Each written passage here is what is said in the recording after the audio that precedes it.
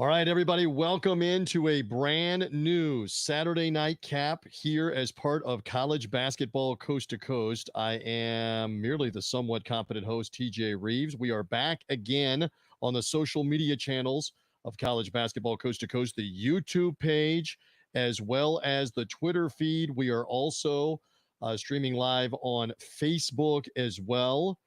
Glad that you are with us here tonight. Looking forward to everything in the recap mode that has gone on what has been a crazy Saturday of college hoops. It has seen Kansas beat Houston, North Carolina defeat Duke. Tennessee is finishing off Kentucky at Rupp Arena in the final 40 seconds as we speak. Gonzaga battling St. Mary's as we speak in Spokane, Washington. We couldn't wait to come on here and recap everything with all that's going on. I'm merely TJ Reeves, the host. And again, this is our Nightcap show, which is a live video audio show. You may be hearing it after the fact in podcast form through the College Basketball Coast to Coast podcast outlets. But come find the College Basketball Coast to Coast YouTube page, CBB Coast to Coast on Twitter as well, where the show is streaming, also streaming as well on the Facebook platform. We're sharing that out. We've got great stuff here on the program. Yes, I have the Memphis Tiger hat on. No, it's not pretty in the River City for Penny Hardaway's team, but they did gut out a win over a bad Wichita State team on a last-second shot by David Jones. I'm an alum. I put the hat on for tonight. I don't know how many more times I can put the hat on at the end of this year as Memphis continues to unravel, especially on the defensive end of the floor. So we have that again, a big win for Kansas, wild day in the Big 12, including a controversial end to the Baylor-Iowa State game where it looked like Iowa State had hit a mid-court shot a few minutes ago to win the game, and it got wiped off because it came after the horn and the red light was on, or else Iowa State would have won on a three-pointer from 50 feet away. You've got that wild outcome. Some other interesting stuff that has gone on all over college basketball, SEC, ACC, Big East. UConn, #1, was at Madison Square Garden earlier today.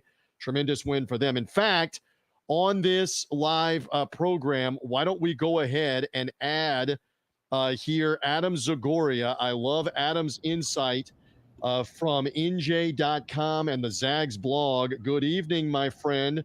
He's one of our analysts on college basketball coast to coast. Good to have you. Get that hair straight on the video. Presentable. You look fantastic. You were in the Garden. That was not yesterday. That was earlier today, as a matter of fact, about 11 hours ago when they tipped off and saw UConn win. So good to have you, and give me some impressions on what you saw out of UConn handling that atmospheric set. Adam, welcome. Thanks for having me, TJ. Yeah, I mean, UConn looks, like a team that certainly could repeat as national champions. When they get everybody healthy, including Alex Caravan back, who missed today.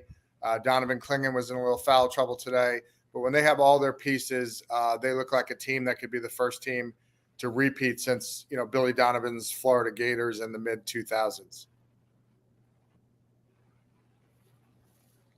Well, there's no doubt they did put it together. And second half in particular, tell me about the first half where St. John's had the lead, the crowd was rocking, and UConn just showed poise like the defending champs they are and handled it in the second half. Tell me more about that atmosphere and the Huskies handling it.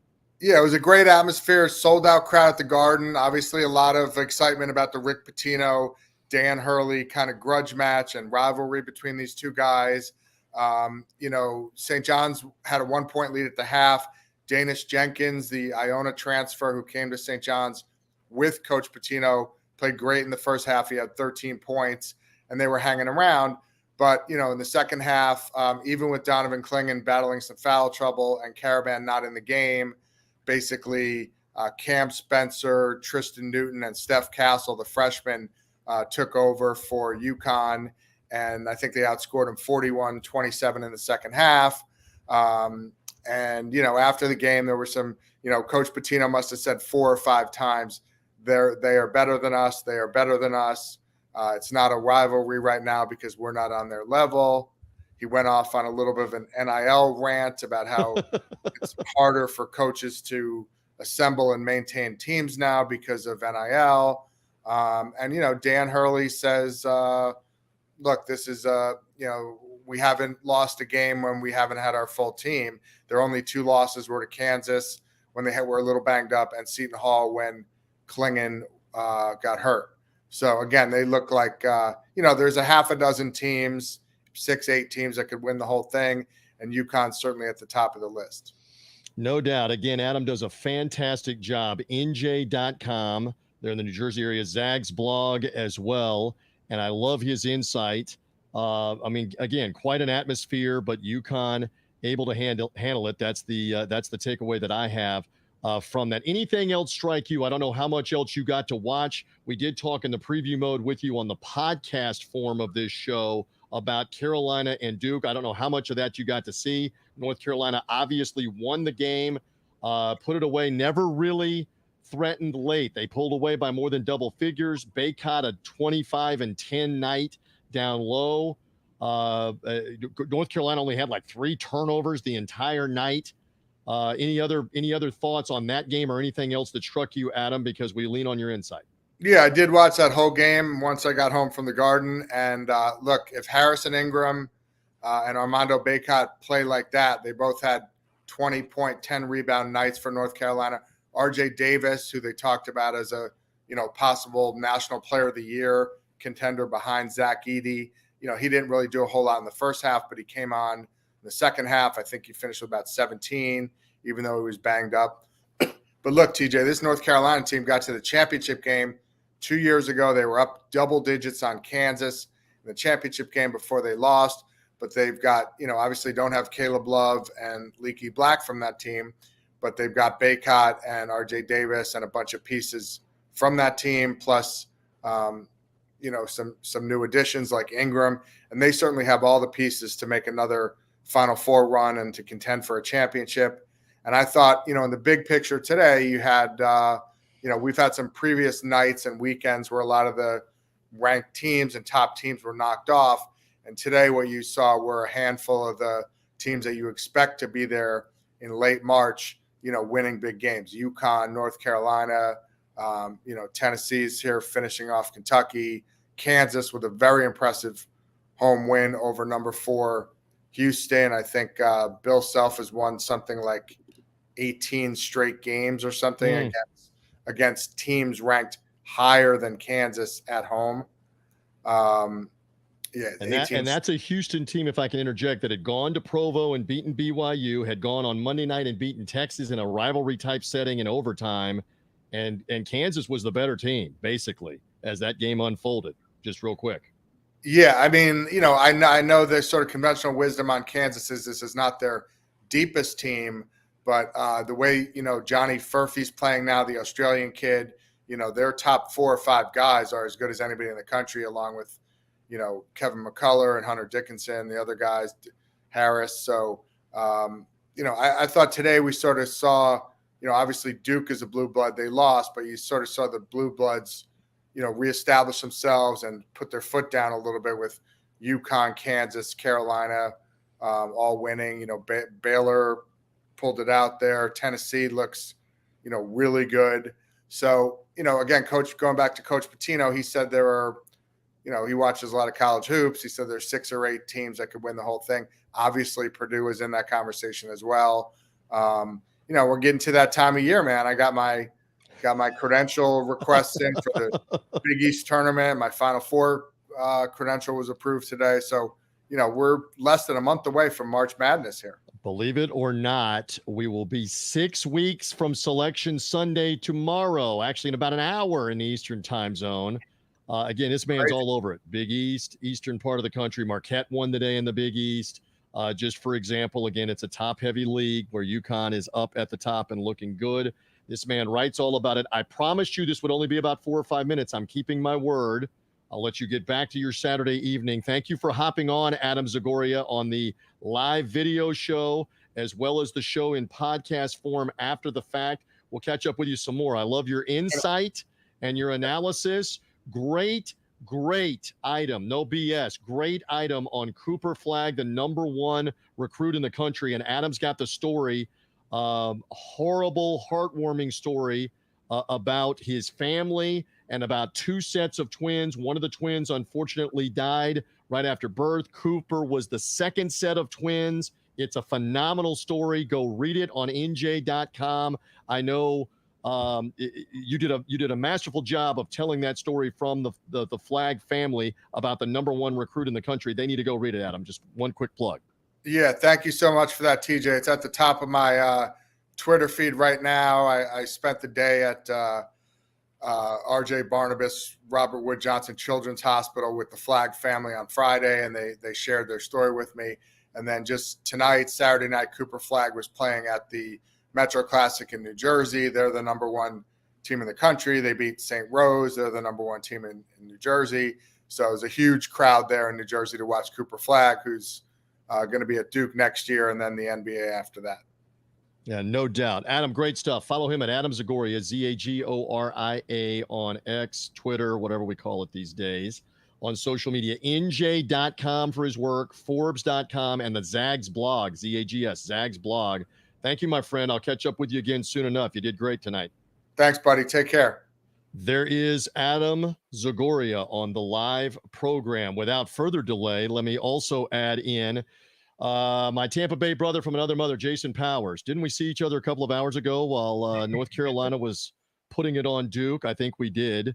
We had a little food, etc. How you feeling, brother Powers? As we've also watched since you and I were together, Tennessee put Kentucky away. They look good. How you feeling on a Saturday morphing into Saturday night of college hoops? Well, last week I did it in the car, so I figured let's do a doubleheader of in the car Saturday night after dark, baby. Yep. Good night of hoops action, and the defensive woes continue in Lexington. Give up 90 plus again. They are just getting torched on defense, and I mentioned it to you earlier. Is John Calipari? Is that seat getting a little warm there in Lexington? I don't know. I mean, but we'll get into that in a few minutes with a couple of other guests that are going to join us about that part of it. Give me a quick impression on just how good Tennessee was. Forget about just Kentucky not being able to do what they wanted to do. Tennessee took them out of a lot of what they wanted to do. And Dalton Connect didn't even have a massive game. I was going to say, that was the key there. Yeah, that was the key tonight is they scored 95 points and Connect wasn't dominating like he has been for the last 2.5 weeks. They got a lot of contributions from a lot of guys. And if Tennessee can score, we know they've had issues. We know they can play defense for the most part pretty good. If they can find a second guy to go with Connect, they could be a tough out. And we know Rick Barnes' history in the tournament, but a guy like Connect and you get some help from some other guys on the roster to score, they could be a tough out. Love this insight, Art. As I mentioned here, it is the Saturday Nightcap, college basketball coast to coast, streaming on the YouTube page for college basketball coast to coast, as well as the Twitter feed. We're also on Facebook as well, live, and you may be hearing us on Sunday in podcast form. We're live here on Saturday night. You can get some comments in via the YouTube page, via Facebook. I'll see the comments, etc. Jason, why don't we welcome in one of our buddies? Another college basketball brother of ours is Tyler Jones. Tyler's in the Big 12 footprint, in and around all the great action. He's a Kansas Jayhawk grad, but also Oklahoma born and bred, and he's in the Dallas-Fort Worth area. Doesn't get much more Big 12 than that. This is a bonkers league, and Tyler Jones, we're going to bring you in here on College Basketball Coast to Coast. What a day. What a night. Good to have you. First of all, rock chalk, brother. That was some atmosphere, and the Jayhawks got it done. Tell me more. Yeah, great win today for Kansas. And I was talking to some of my KU brother and earlier today before this game started, and I said to them, I got some feeling this is going to be a statement win today for this Kansas team that they've been kind of written off of sorts. They've been kind of pushed to the curb based on how they've started off conference play. Everybody's trying to anoint Houston.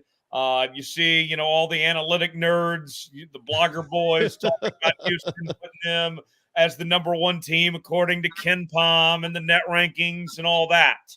And it felt like this was a day where Kansas would make a response and deliver a statement to the rest of the country. And they delivered that with a 13-point win. And they look like the most complete team in the country. And the one thing that was missing for this Kansas team, guys, was that number 5 option. And the way Johnny Furphy has come along the last couple of weeks, he had 17 points per day. they're what they need to be. This team, Bill Self, has what he needs to go win a national championship. Jason And Tyler, go ahead. and Tyler, Adam just provided us the great stat. And I told TJ earlier in the day, the boys in Vegas thought Houston was a favorite in Fog Allen. Are you kidding me? Yeah. I said going into the day, I said Kansas is going to win this game by double digits. Just watch. This is a game. Load the wagon. Yeah. This is a game where they find a way to really just put the pedal to the metal. Houston came out sluggish. I know LJ Cryer played better as the game went along. He ended up finishing with 24 points. But those guys obviously were not fit for that environment.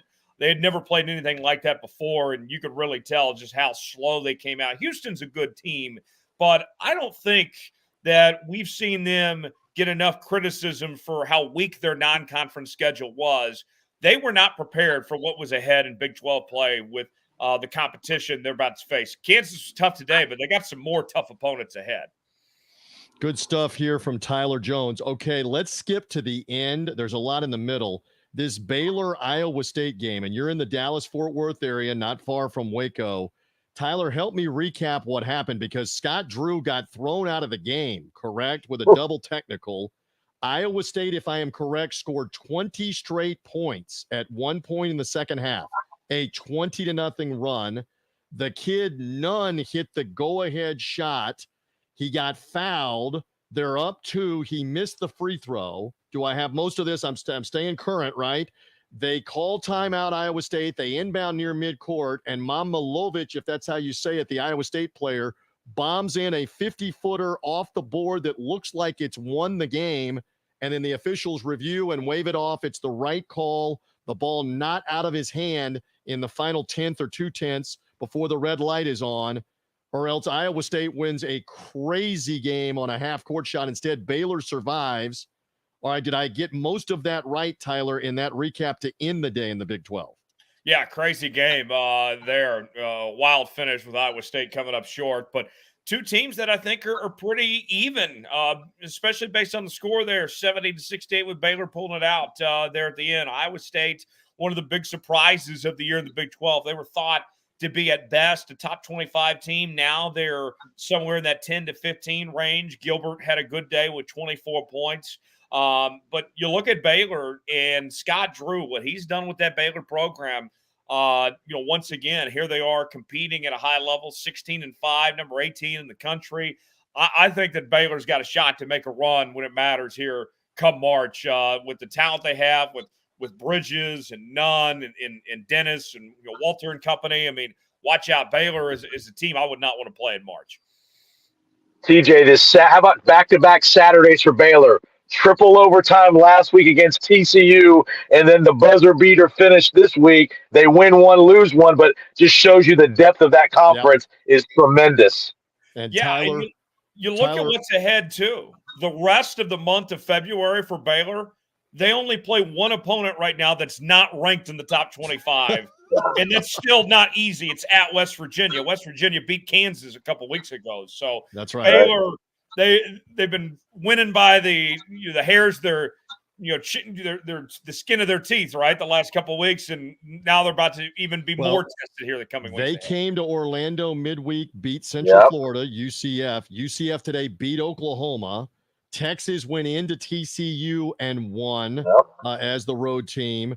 BYU went into Morgantown and won. We saw some road wins in the Big 12. Just wrap it on that, Tyler, as you're there around all of it on a Big 12 Saturday. Yeah, just an incredible day in the Big 12, and this is the best conference in America. And I think we're talking about this potentially being the best conference we've ever seen in college basketball. With the bids are going to be anywhere between the 8 to 10 range, and the quality of teams across the board here. I mean, this is a historically good year, and it's the challenge of every night, right? I mean, you get past today, you look ahead at the weekend. Kansas off that big win against Houston. Now they got to go play K-State in Manhattan on Monday night. Tuesday, you see BYU take on Oklahoma. Baylor's got to turn around and play Texas Tech now. I mean, just an incredible year for the best conference, the Big 12. And you look what's ahead with this league, adding in the Pac-12 four corner schools next year. This league's only going to get better. Crazy stuff. Again, follow him at Tyler Jones Live. Tyler's podcast is The Jones Report. He is hot and heavy over everything Big 12 and the Kansas City Chiefs, by the way, and Rock Chalk Jayhawk. Chat Sports as well is where you also find him Monday through Friday. My friend, I never tire of getting your insight and your analysis. There are ramifications for years to come, generations to come, on what's going to happen with college basketball. There's no doubt about that. Tyler, thank you, my friend, for hopping on the Saturday Nightcap here tonight. We appreciate it. Thank you, gentlemen. Go Hawks. Great stuff from Tyler Jones, and we appreciate him coming on board here on the program. So, Jason Powers, we just continue to hop all over college basketball. By the way, as we do this live, you will know the result. If you're hearing this on Sunday, seeing the replay, you'll know the result. St. Mary's and Gonzaga playing in the first half of a big game for both teams. Gonzaga in particular doesn't have a quad one win in the net. They need something big to happen. St. Mary's would be a quad one win if they can get it. Gonzaga had an early 7-point lead, but St. Mary's has come back to take the lead 19-18 for what it's worth in that Saturday late night game as we're part of the Saturday Nightcap. Most everything else is in the books. We mentioned the Carolina win over Duke tonight. We mentioned all the Big 12 craziness, the UConn win over Seton Hall. Why don't we talk a little SEC as well with one of our buds? Bart Heitch does a tremendous job. Monday through Friday, he helps out the Pressbox show, PressBoxRadio.com. Bart also ESPN Plus coverage of college basketball in the Sun Belt Conference. Bart, a former captain and a former player at Mississippi State. He's hurting a little bit tonight after the Bulldogs were beaten up by Alabama, but he's here to talk some SEC and a little more. Brother Heitch, good to be with you here on College Basketball Coast to Coast Saturday Nightcap, my friend. Thank you guys for having me. It's just the insight is amazing, man. Just hearing all these guys talk hoops, man. We don't get this a lot in Alabama and Mississippi, so my mind is just like blown right now. So I'm just honored to be a part of it. Hey, let's begin. Don't bury the lead. Real quick, hold on, TJ. Hold on. He was also a member of the '96 Final Four team at Mississippi State. Not just a captain, Final Four team. A lot of hair ago. There's levels to this, and this guy's about 3 levels up. So pay attention, folks, on a guy that played at the highest level here on this. Speaking of a high level, let's begin with Tennessee. What did they do so well tonight against Kentucky? I know you were going back and forth from the Bama Mississippi State game with Tennessee and Kentucky, but what did you see out of the Big Orange with a large win for them at Rupp Arena? Well, I thought they were physical as always, and that's proven to be difficult for Kentucky. And I don't think that you've seen a lot of that from Cal's teams, but this team is young, especially defensively. And a lot of times I think, without Wagner tonight, that was a big deal. He's one of those guys on the perimeter that can help slow down a guy like Ziegler. And Vescovy was really physical, and you see him be able to get into games when he can, control the athleticism that's guarding him. They shared the ball, though. Their spacing was good. But the dude's been great on the inside. Tennessee tonight, I liked what I saw from them, the ability to not be able to win with Connect, right? They've had to go to him so many different times, like especially late in games. Tonight they were ahead and they just grinded it out, and it was a long game. But what's been crazy to me is see all the points that are being scored in this league. That's abnormal for our league. I mean, you're seeing like all these teams averaging like above 80 points and scoring 90 and getting up in the hundreds. Man, that didn't happen back in the day. I think the rules have something to do with that. But at the same time, the spacing, just the ability to play positionless basketball, you're starting to see it show up a lot in the SEC. How about a brutal week for Kentucky? 2 home games, home to Florida and home to Tennessee, and you go 0-2. You do go 0-2, and Rupp's not what it used to be, guys. And the Cal people are starting to get a little bit restless because you're not supposed to lose that game. That's a rivalry game still to a lot of Kentucky basketball fans. And Tennessee is on the come up, and Tennessee is in that top tier, if you will. There's 4 teams right now, in my opinion. They're in that top tier of the SEC, and Kentucky right now, guys, is not one of them. You can't lose 2 games in a row like that and expect people to respect you with what all these other teams are doing in this league. This is a good league. Bart Heitch, do you agree with Jason Powers? Whatever metaphor you want to use about Calipari's status, the loss at South Carolina, the loss in overtime midweek to Florida, now beaten in a rivalry game by Tennessee at home, all right in a row here. What's going on, and does the Kentucky fan base get restless again with John Calipari late in the season, much like they did last year? They want results late. Don't get it twisted. That's what Kentucky's about. But they are also about SEC championships.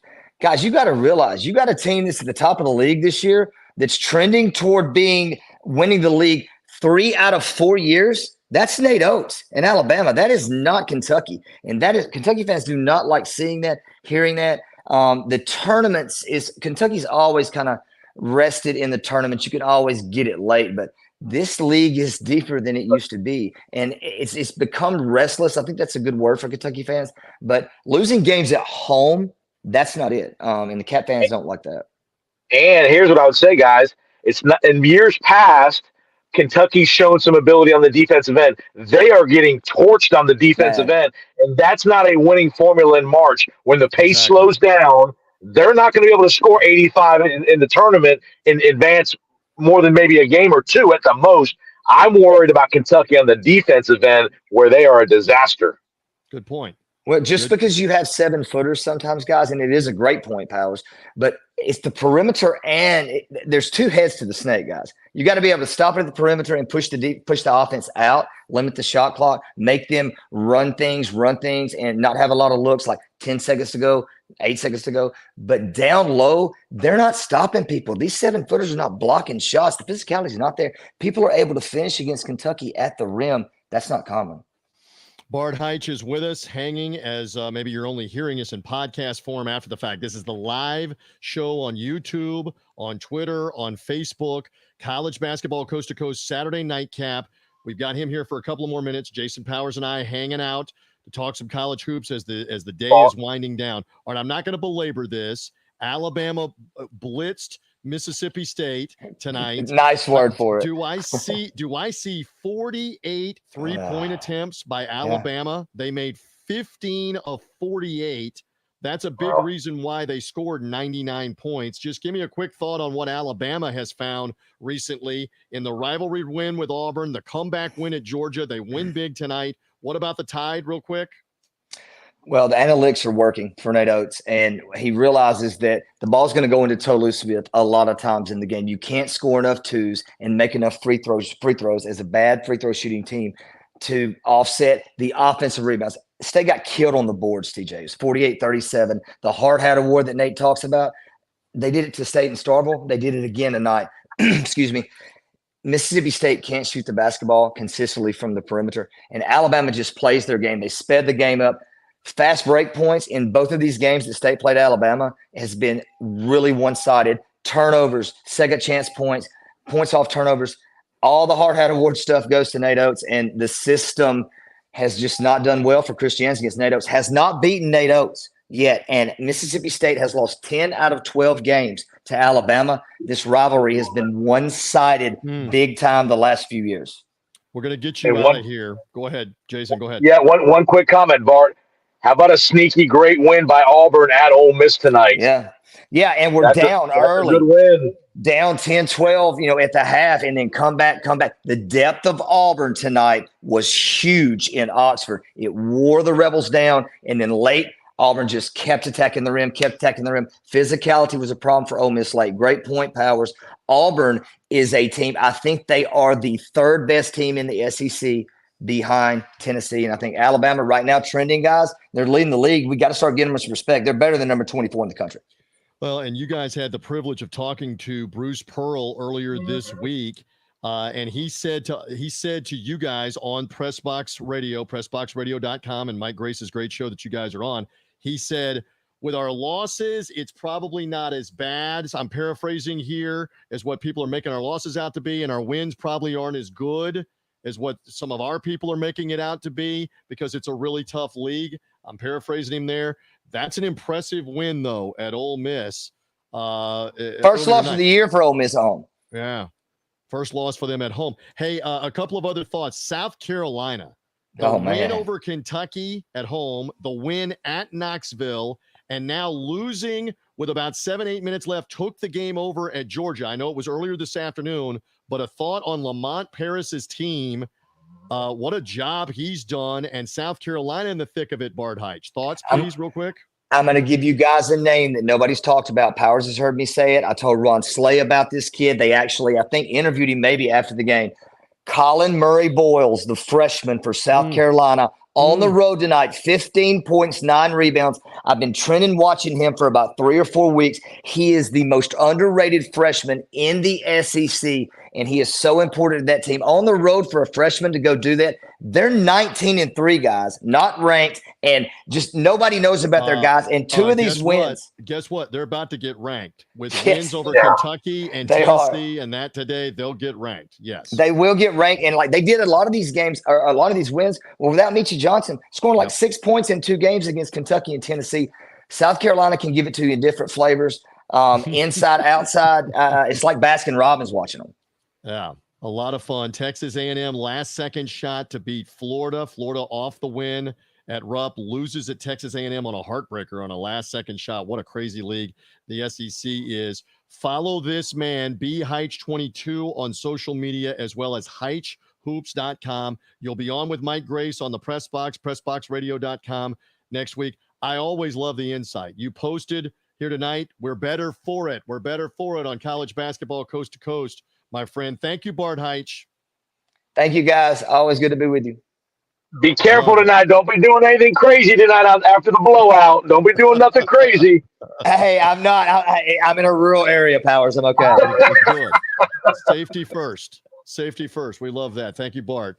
Great job with the guests here this evening as, tremendous stuff. All right, so we've got a couple of minutes left between you and me. Again, in my world, Memphis got the last second win. The Tigers still have a boatload of problems, including they don't guard, they don't defensive rebound, they take a lot of bad shots. They escaped against a bad team, Wichita State.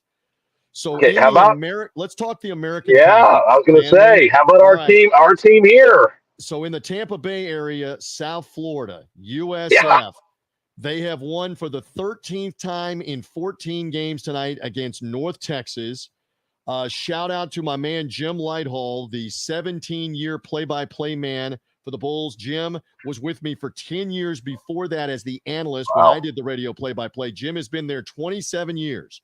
In 27 years, they've never been 8-1 in the conference. The Bulls are now with the win over North Texas. What have they found real quick in the American Conference, USF? They have found something. What have they found? They've got a great blend of inside-outside. They've got Kayshawn Pryor, who's one of the Kennesaw guys that Abdur Rahim brought with him. They've got some good guard play. This is a team. Well, this is what I like about these guys, where nobody thought this USF team would be anywhere in the mix here in the American. And this team is 8-1 in the league. They're going to host a Charlotte team who's playing well, coming to South Florida on, I think, Tuesday or Wednesday this week. Tuesday night. They got FAU later in the month that's coming to town. If this team can win another couple games, they are firmly on the tournament bubble here as we get to mid-February. And again, Charlotte won today at home with East Carolina. They have great optimism. They were a program in the early 2000s that was regularly making the NCAA tournament. Former North Carolina. Bobby Lutz. Yep, UNCC. But known just as Charlotte now. They're now 8-1 in the American. They won today. Florida Atlantic annihilated Tulsa. They're 8-1 in the league. And again, USF Charlotte Tuesday night, Tampa, and USF Florida Atlantic later in February, also in Tampa, will be interesting. A couple of other results of note. UAB continues to win in this conference. UAB is going to be in the mix. It looks like SMU, Southern Methodist, which will be leaving to go to the Atlantic Coast Conference, they're in the mix as well. Really right down at a level below Florida Atlantic, which appears to be the best team in this conference. You can make the argument for 5 or 6 other teams right now that could be the second best team and or maybe win the conference tournament, Jason Powers. Correct. And it's going to be interesting to match up the resumes of the 3rd, 4th, and 5th team in the American versus the 7th, 8th team in the Big Ten, maybe the 4th team in the ACC, Pac-12 maybe. So there's going to be some resume developments here in the next couple of weeks, especially with these 3rd and 4th, 5th rated teams in the American. You get a couple big wins. You beat FAU.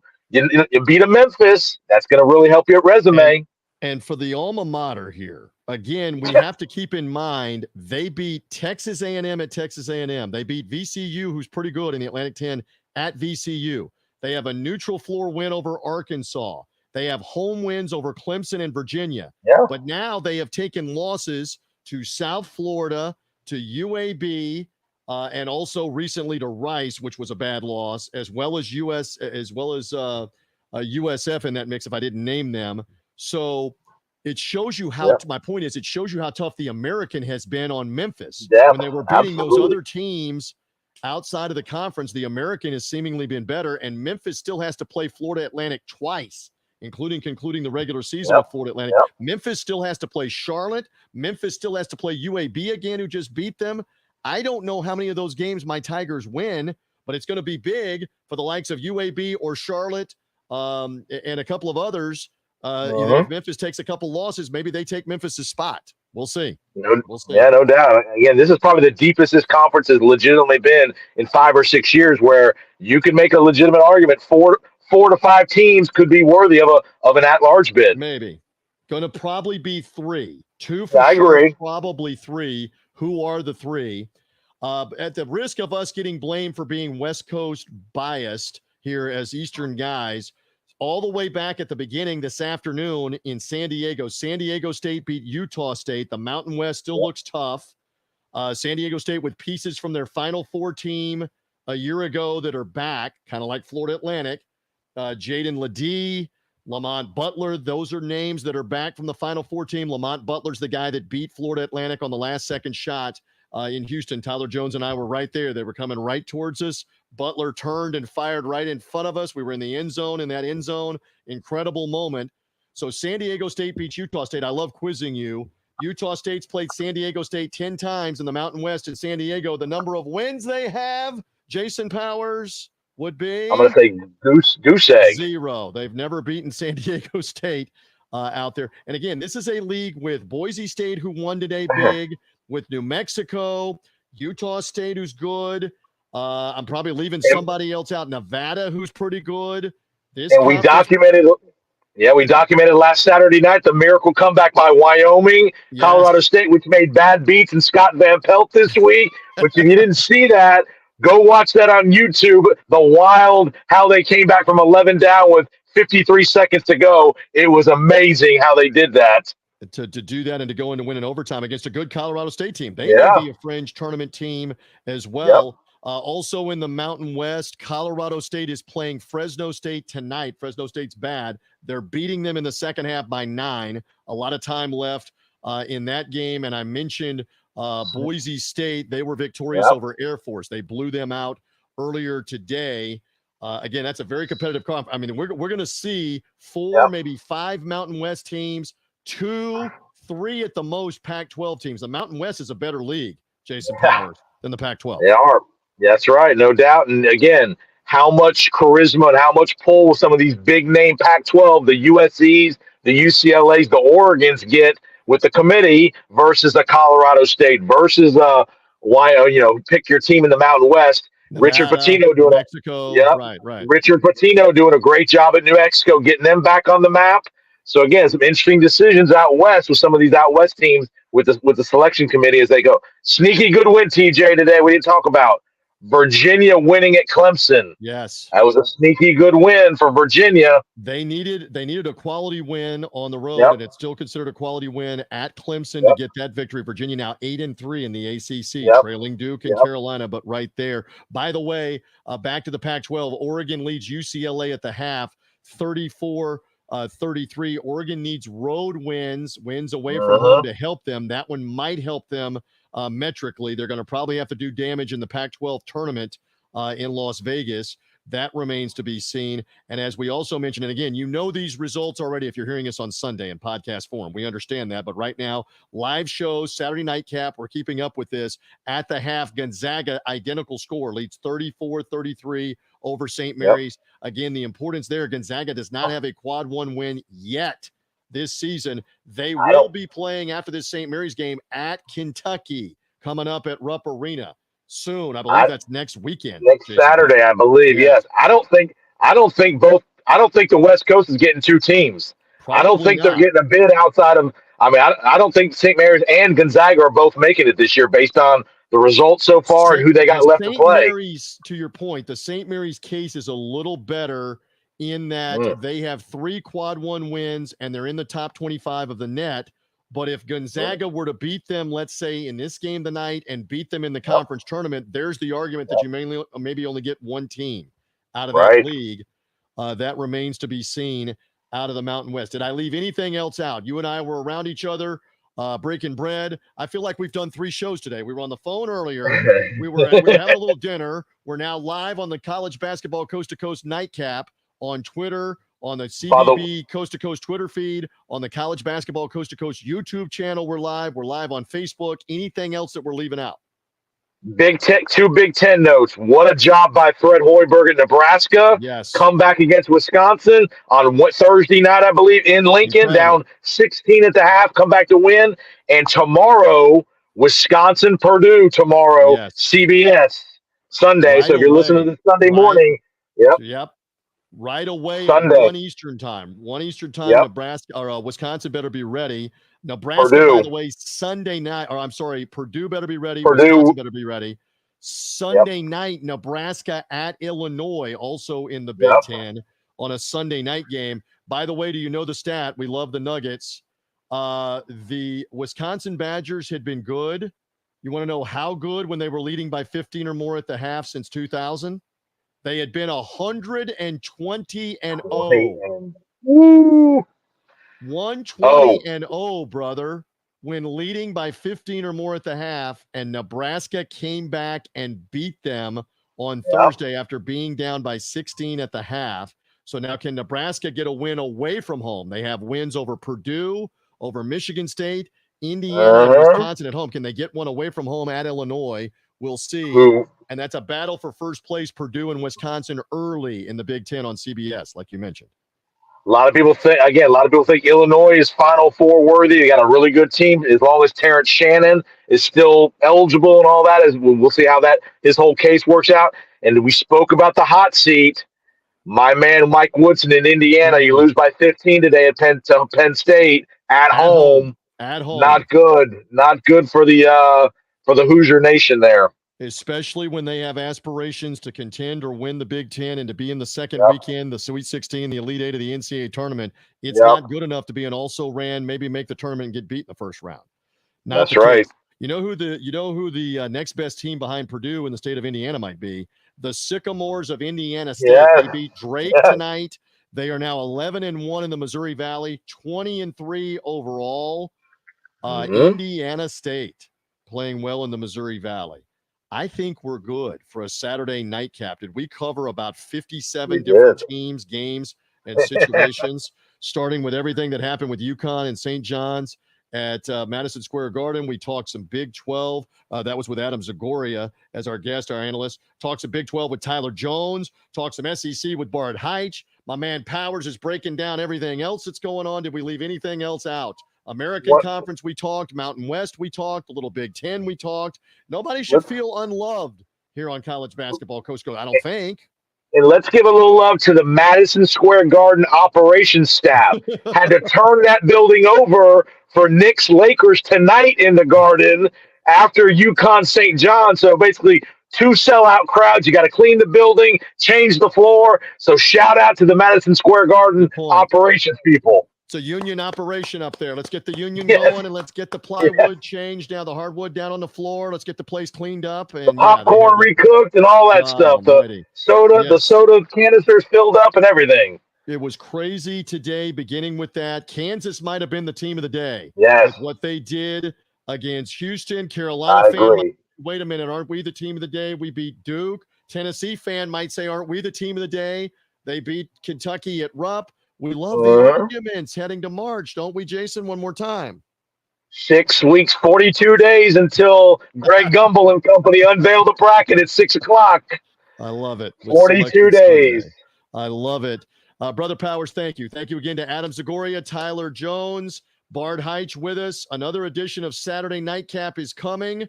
Again, if you're only hearing us on the podcast, be with us live on YouTube, Facebook, on Twitter as well. podcast form, college basketball coast to coast, all the shows in podcast form on Apple, Spreaker, Spotify, wherever you get podcasts. For Jason Powers, I'm merely TJ Reeves. Thank you for being with us as part of college basketball coast to coast.